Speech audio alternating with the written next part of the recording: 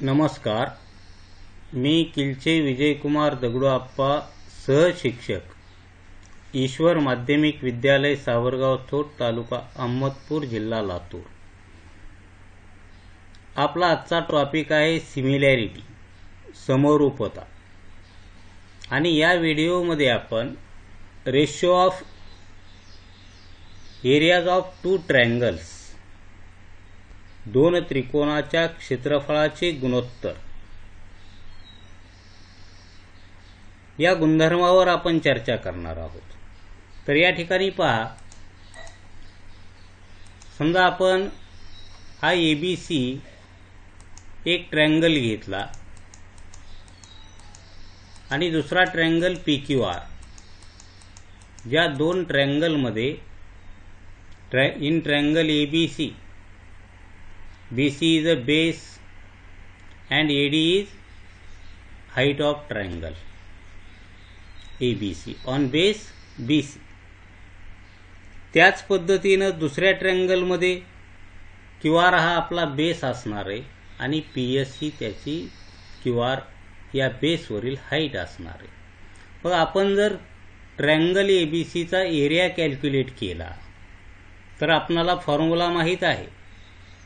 Area of triangle is equal to half into base into height.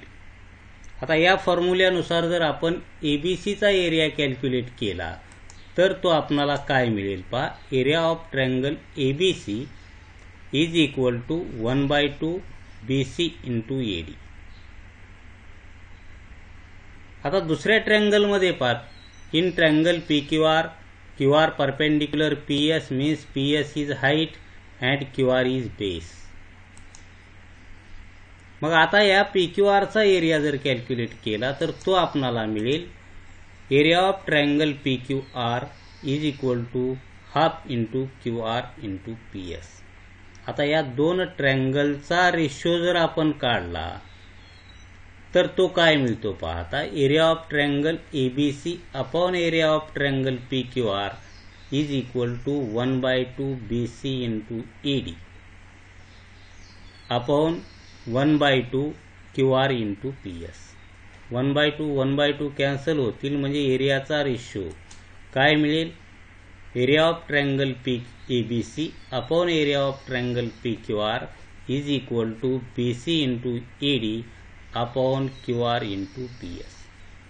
मग आता या इक्वेशनवरून आपण दोन ट्रायंगलचा रेशो आपणाला कसा मिळतोय, दोन ट्रायंगलच्या एरियाचा रेशो नेमका कशाच्या रेशो बरोबर असतो हे या ठिकाणी सांगता येईल. मग आपलं स्टेटमेंट काय तयार होईल. The ratio of the areas of two triangles, दोन त्रिकोणाच्या क्षेत्रफळाचे गुणोत्तर, is equal to the ratio of the product of their base and corresponding heights.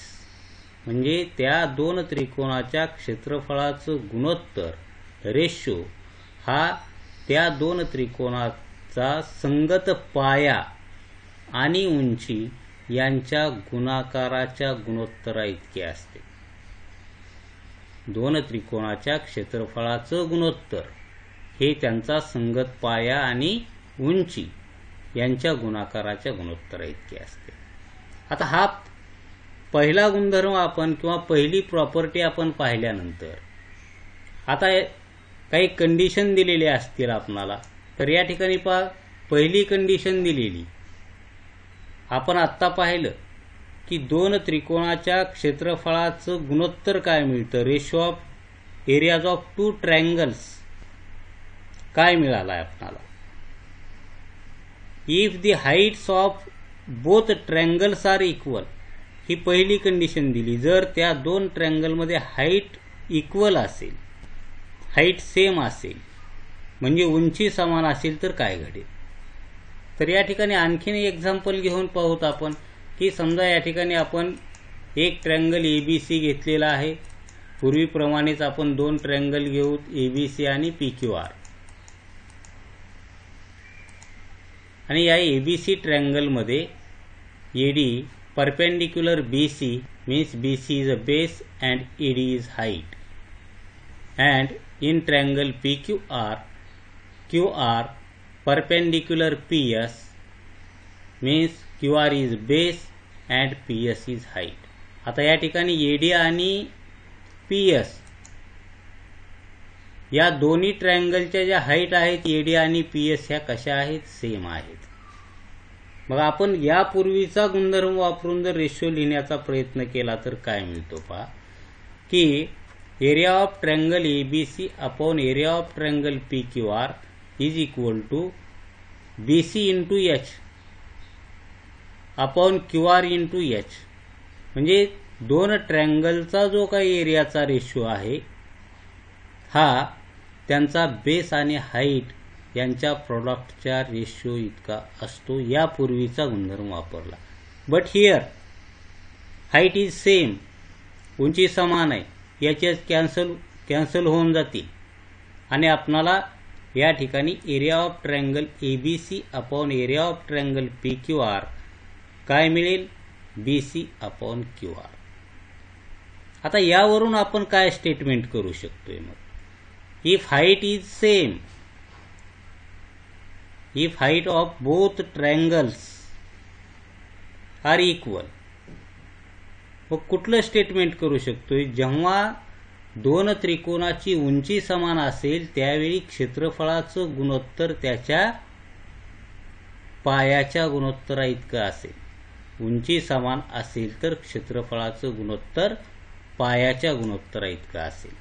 म्हणून आपण सांगू शकतो की the ratio of the areas of two triangles with equal heights equal आहे दोन ट्रायंगलची, त्यावेळी रेशो हा कशाच्या इक्वल असतो? Is equal to the ratio of their corresponding bases. म्हणून लक्षात ठेवायचे की दोन त्रिकोणाची उंची समान असेल तर क्षेत्रफळाचं गुणोत्तर हे त्याच्या पायाच्या गुणोत्तरा इतका असेल. सुरुवातीचा जो काही गुणधर्म पाहिला त्या ठिकाणी बेस किंवा हाईट दोन्हीपैकी कोणतीही बाब इक्वल नव्हती, परंतु जेव्हा हाईट इक्वल होते त्यावेळी एरियाचा रेशो हा त्यांच्या करस्पॉन्डिंग बेसच्या रेशो इतका येतो. आता सेकंड कंडिशन काय असू शकते? If the bases of both triangles are equal, जेव्हा दोन त्रिकोणामध्ये पाया हा समान असेल, बेस इक्वल असेल किंवा कॉमन असेल. आता या ठिकाणी फिगर पहा. In figure triangle ABC and triangle BCD दोन ट्रायंगल घेतलेत आपण. आता या in triangle ABC and BCD there is a base BC is a common base. Base हा कॉमन आहे, सामायिक आहे, पाया सामायिक आहे, एकच पाया आहे दोन्ही त्रिकोणाचा.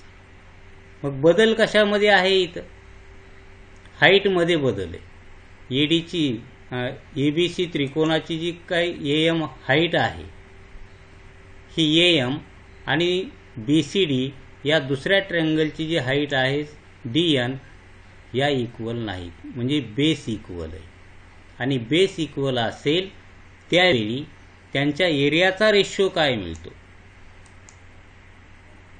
तर हे आपण पहिल्या गुणधर्मावरून लिहिलेले दोन त्रिकोणाच्या क्षेत्रफळाचं गुणोत्तर हा त्यांचा करस्पॉन्डिंग बेस आणि हाईट यांच्या प्रोडक्टच्या रेशो इतका रेशो एरिया ऑफ टू ट्रायंगलचा असतो. मग आता या ठिकाणी पहा, बेस BC हा कॉमन बेस आहे. BC कॅन्सल होतील म्हणजे या ठिकाणी दोन त्रिकोणाच्या क्षेत्रफळाचं गुणोत्तर काय मिळेल तुम्हाला? AM upon DN. म्हणजे एरियाचा रेशो बेस सेम असताना हाईटच्या रेशो इतका मिळेल. म्हणून आपण सांगू शकतो या ठिकाणी की the ratio of the areas of two triangles with equal bases is equal to the ratio of their corresponding heights. जेव्हा दोन त्रिकोणाचा पाया समान असेल, इक्वल बेसिस, तेव्हा the ratio of areas of two triangles is equal to the ratio of their corresponding heights. Base same असताना एरियाचा ratio, क्षेत्रफळाचं गुणोत्तर हे त्यांच्या उंचीच्या गुणोत्तरा इतकं असेल. मग आता हे तीन गुणधर्म पाहिल्यानंतर याच्यावरचे काही एक्झाम्पल्स आपण या ठिकाणी पाहू. आता समजा या ठिकाणी फिगर पहा.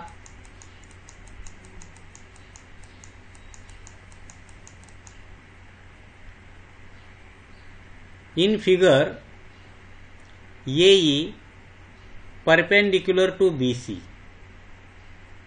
and DF perpendicular to BC. आता हा जो DF परपेंडिक्युलर आपण काढलेला हा एक्सटेंडेड BC वर काढलेला आहे. आपल्याला माहिती की आपण या ठिकाणी ऑप्टूस अँगल ट्रायंगलमध्ये नेमकी हाईट कशी दाखवतो, त्याचा बेस काय करतोय, आपण वाढवून घेत असतो आणि त्या वाढवून घेतलेल्या बेसवर परपेंडिक्युलर टाकत असतो. आता या ठिकाणी पहा, आपण जर या दोन त्रिकोणाचं ABC आणि BCD या दोन त्रिकोणाचं निरीक्षण केलं किंवा आकृतीचं निरीक्षण केलं तर आपणाला असं आढळून येतं की या ठिकाणी BC हा त्या दोन ट्रायंगलमध्ये कॉमन बेस आहे. पाया एकच आहे BC दोन्ही त्रिकोणाचा. मग आत्ताच आपण गुणधर्म शिकलो की जर त्या दोन त्रिकोणामध्ये पाया समान असेल, इक्वल बेस असेल, त्यावेळी एरियाचा रेशो हा करस्पॉन्डिंग हाईट्सच्या रेशो इतका येतोय.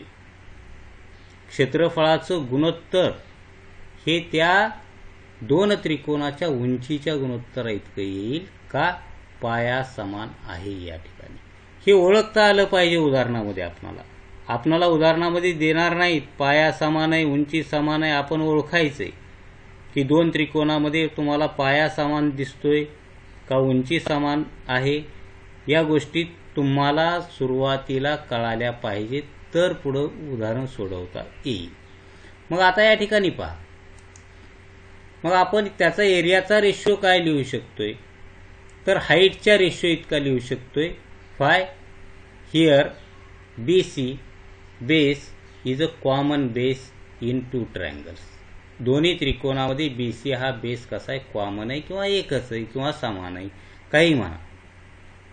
त्यावेळी आपण एरियाचा रेशो कशाच्या रेशो इतका लिहिलाय, हाईटच्या रेशो इतका. इथं फक्त व्हॅल्यू सबस्टिट्यूट करा.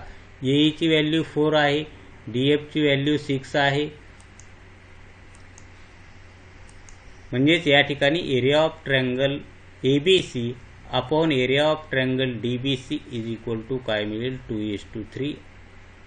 हा आपणाला विचारलेला जो काही रेशो आहे एरिया ऑफ ट्रायंगल ABC आणि एरिया ऑफ ट्रायंगल DBCचा रेशो काय असेल, तर तो किती असेल, 2:3 असेल.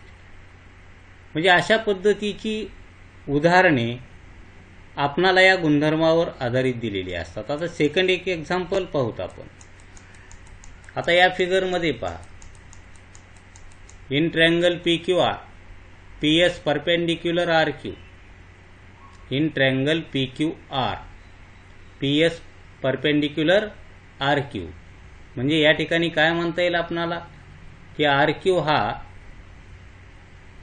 बेस आहे आणि RQ बेस वरील हाईट उंची काय आहे, PS. आपण समजा या ठिकाणी PR ला बेस म्हणलं, आपण त्रिकोणामध्ये कोणत्याही बाजूला बेस म्हणू शकतो, हे आपल्याला माहिती. फक्त हाईट घेत असताना करस्पॉन्डिंग बेसवरची हाईट आपणाला घेत असताना त्या बेसवर अपोजिट व्हर्टेक्स मधून काय काढावं लागेल, आपणाला परपेंडिक्युलर काढावा लागेल. आणि या ठिकाणी दुसरंही दिलं आहे आपणाला की PR परपेंडिक्युलर QT और QT परपेंडिक्युलर PR. म्हणजे जर PR हा बेस घेतला तुम्ही त्यावेळी हाईट तुमची QT मिळणार आहे. आणि ज्यावेळी तुम्ही RQ हा बेस म्हणणार आहे त्यावेळी RQ बेसवरील तुमची PS काय असणार आहे, हाईट असणार आहे. मग आपल्याला QT ची व्हॅल्यू काढा म्हणते. Find the value of QT. काय काय दिले? PS perpendicular RQ, QT perpendicular PR. If RQ is equal to 6, PS is equal to 6 and PR is equal to 12, then find QT. मग आता यापूर्वी शिकलेल्या गुणधर्माचा वापर या ठिकाणी करता येईल काय? हाही प्रश्न या ठिकाणी आहे. करता येईल, काहीही अडचण नाही. कारण आपण परंतु या ठिकाणी त्रिकोण एकच आहे, दोन त्रिकोण वेगवेगळे नाहीत. मग त्यावेळी काय करावं? मग दोन त्रिकोण वेगळे नाहीत म्हणल्यानंतर याच त्रिकोणाचा रेशो आपण घेऊ शकतो. Area of triangle PQR upon area of triangle PQR is equal to PR into QT upon RQ into PS. पाया आणि उंची बदला, त्रिकोणाची नावं तेच घ्या. परंतु याला दुसरी एक पद्धत की समजा आपण या ठिकाणी RQ ची व्हॅल्यू दिलेली आहे, PS ची व्हॅल्यू दिलेली आहे, त्यावरून आपण काय करू, याचा एरिया कॅल्क्युलेट करू. एरिया किती येतो? मग आता या ठिकाणी पहा, area of triangle PQR is equal to 1/2 RQ into PS. RQ हा पाया घेतला आणि PS उंची घेतली तर त्याचा एरिया मिळेल आपल्याला 18 स्क्वेअर युनिट. आता आपण काय करू की PR बेस घेऊ आणि हाईट QT घेऊ आणि एरिया कॅल्क्युलेट करू.